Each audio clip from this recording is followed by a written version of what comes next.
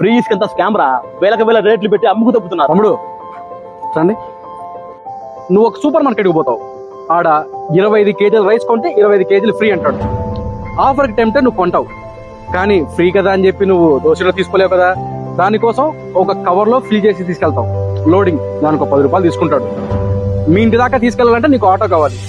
వాడు free rice కదా అని ఫ్రీగా తీసుకెళ్ళాడు కదా, వాడు 100 రూపాయలు అడుగుతాడు. ఇక్కడ రైస్ ఫ్రీనే, కానీ ట్రాన్స్పోర్ట్ లోడింగ్ కి 110 రూపాయలు అయింది. అట్లే 4.5 టన్నుల ట్రాక్టర్ ఇసుక 1300 పడింది. అంటే ఆ 1300 దేనికి ఖర్చు అయింది? ఇసుక కాదు, లోడింగ్ కి ట్రాన్స్పోర్ట్. అదే ఆ ప్రభుత్వంలో అదే ట్రాక్టర్ ఇసుక 8,000 నుంచి 10,000 దాకా పడింది. అదే లారీ అయితే 50,000కు పైగానే పడింది. ఇప్పుడు చెప్పండి, ఎవరిది అరాచక ప్రభుత్వమో? మీ తప్పు తెలుస్తుందేమోనని మంచిని కూడా తప్పుడు ప్రచారం చేస్తే మీ సింహానికి సార్ సింగిల్ సీటు కూడా కష్టమే. గుర్తు పెట్టుకోండి.